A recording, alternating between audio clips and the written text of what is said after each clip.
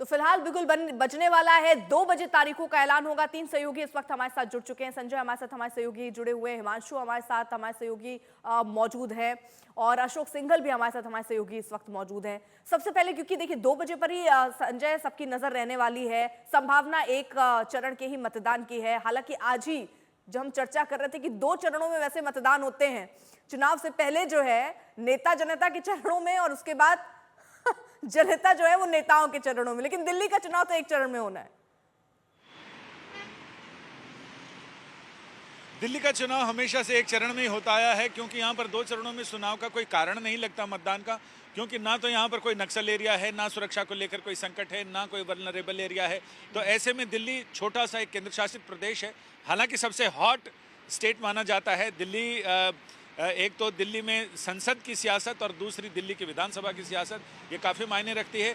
तो जैसा कि मुख्य निर्वाचन आयुक्त राजीव कुमार जी ने कहा कि बस 2 बजे मुट्ठी खुलने वाली है और सबको पता चल जाएगा कि चुनाव की तारीखें क्या है।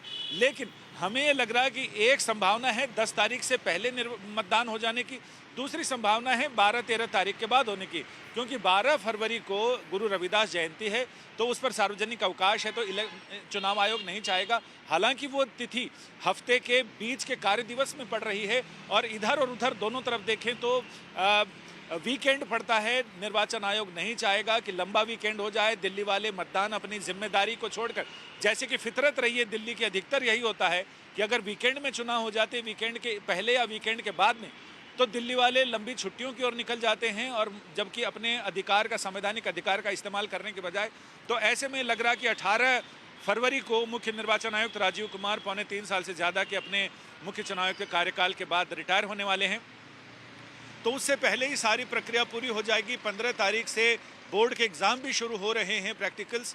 तो ऐसे में इसे देखते हुए लग रहा है इस बीच में इलाहाबाद का कुंभ भी है। तमाम चीज़ों को देखते हुए ये देखना दिलचस्प होगा कि निर्वाचन आयोग ने सबसे बढ़िया मुहूर्त क्या निकाला है मतदान का, ताकि दिल्ली को 18 तारीख से पहले नई विधानसभा का गठन हो जाए, दिल्ली को नई विधानसभा, नए विधायक मिले।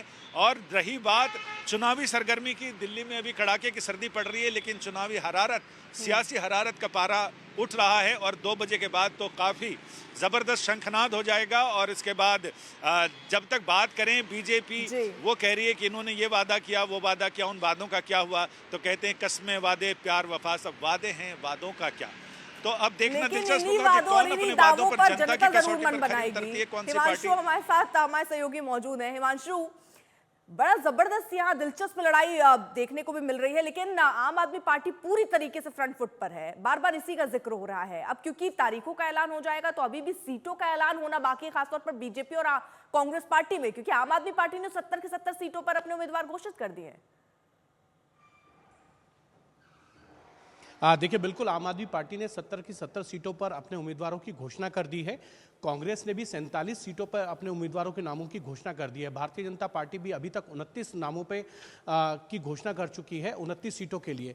कहीं ना कहीं अगर देखा जाए तो ये चुनाव बहुत महत्वपूर्ण है, क्योंकि भारतीय जनता पार्टी जो है पिछले 27 साल से दिल्ली की सत्ता से बाहर है। और आप याद कीजिए 1998 का वो चुनाव, जब सुषमा स्वराज मुख्यमंत्री थी, उनको 3 महीने मुख्यमंत्री बने हुए थे, और प्याज का एक ऐसा मुद्दा आया, प्याज की बढ़ी हुई कीमतों का, कि भारतीय जनता पार्टी को बहुत बुरी तरीके से जो है दिल्ली में विधानसभा चुनाव हारना पड़ा।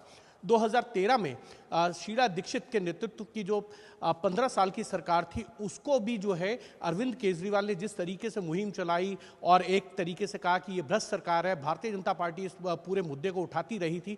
2013 में शीला दीक्षित खुद अपना चुनाव हार गई थी नई दिल्ली सीट से, और उसके बाद कांग्रेस की और आम आदमी पार्टी की गठबंधन की सरकार बनी, जो सिर्फ जो है 49 दिन ही चल पाई। और उसके बाद आम आदमी पार्टी ने 2015 में जिस तरीके की विक्ट्री ली थी, 70 में से 67 सीटें जीती, और 2020 में 70 में से 62 सीटें जीतकर एक नया कीर्तिमान स्थापित किया था दिल्ली की विधानसभा के अंदर।